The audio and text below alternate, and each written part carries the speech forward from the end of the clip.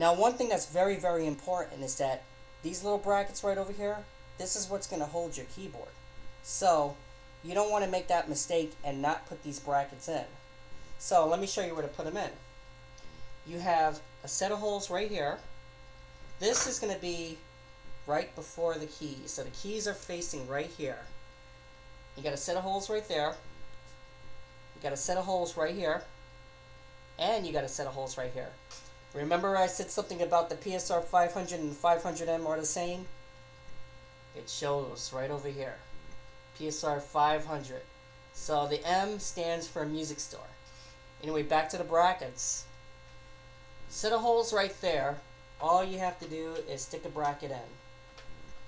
And then, you know, put the screws in. Stick a bracket right here. Put the screws in. Stick a bracket right here. Now this is going to be supporting your keyboard. If you don't have these brackets in, the next demonstration that I'm going to show you is going to be brutal to your keyboard. Now, I have right in my hands a keyboard assembly. This is what happens if you accidentally tip over the keyboard assembly without any abrasion right there. Very, very bad. This is what you'll end up with. And at the same time, all your keys will be on the floor. You might end up chipping a key. You might end up damaging a key. Now, if this happens, let me show you how to put these keys back together. Now, this is what your keyboard's going to look like if you make that mistake, which you do not want to make at all. So, this is how you put down a key assembly. In the back of the keyboard, you actually have these little holes.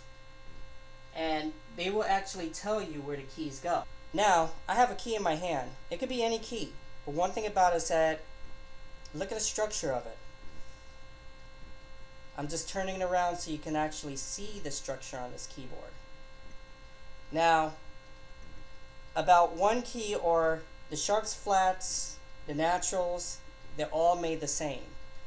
This is what's supporting basically the back of that key right over here.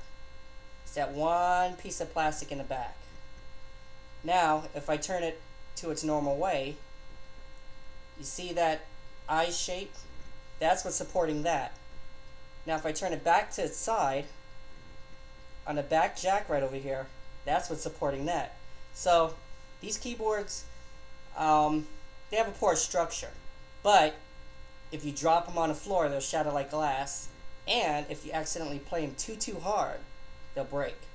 Now, crazy glue will not save this at all. Now you're looking at basically the missing part of the keyboard.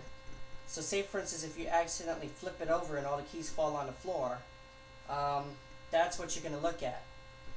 Now from there, you have your contacts. Your contacts are going to be placed here. Now, these keys come in sets of threes. You have your first set.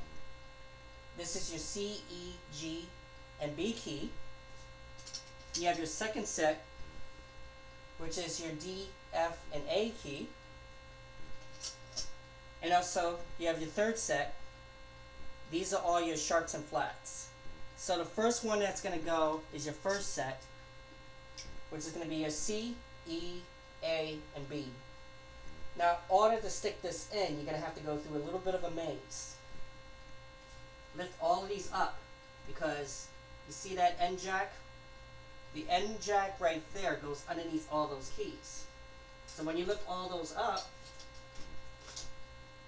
all you have to do is just follow where the holes are and just guide them in. It's going to be like a hard process to actually really do that, but there it is. Next, you got your D, F, and A keys. You're going to have to do the same thing, but instead of lifting the whole thing up, you're going to have to lift the black keys up from the second octave. So, that's what I'm going to do. Lift the black keys up, and in it goes. Now third, last but not least, is going to be all your sharps and flats. Now this is the easy part because you don't have to lift up anything. But the keys, the bottom side of the keys have to be facing down. This has to be facing up, just like this. And then it's in. So now, your keyboard is complete. Now I'm going to show you how to put the contacts back onto the keyboard so you won't have to make that mistake again. This applies with any YAMAHA PSR keyboard. So please don't make that mistake. Now I got my X stand. I'm putting that away because of this very, very important part. So I got an armchair and put the keyboard right on top of that. Now the reason I need an armchair or an office armchair is because it's padded. These parts is very padded. So I want to protect my my contact board for my keys, because this is where you're going to be playing at. You don't ever want to damage that part. Now, you accidentally make that mistake for your keyboard to be actually the keys all over the floor, you might end up with this. This is a chip on the key. Now one thing about this is that you can actually crazy glue that back, but if the parts right back here break, you cannot crazy glue that back, because once you keep on playing on the keys, this is going to eventually break because of the tension. So to install this keyboard back onto my case, you have to make sure that all the connections from right over here to right over here are not blocking the way of the keyboard. So you hold up the casing of the keyboard, guide it in very, very slowly, and actually it'll stick in. Now this might take just a little bit of time just to guide it in. But once you do that, this is what your keyboard's going to look like. Now, you will still have the keys actually popping up, but in the back it's secure, so you can put the actual screws right in the back there. I'm going to show you how to do that. With one hand underneath the keyboard, because you're going to brace it. You have to lift it up very slowly. And the other hand is on top. All you have to do is, let me bring you a little bit closer. You have screws right over here, right at the bottom of your key assembly. So I got my screw, and then I'm just going to tighten it in with the screwdriver.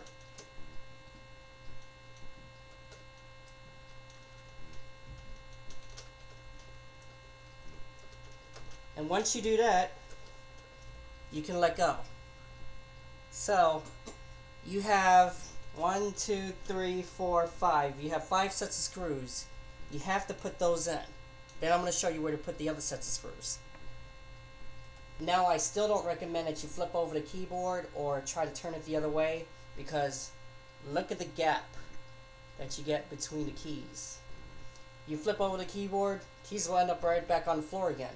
So I'm going to show you how to put the other side in so you can brace it a little bit more.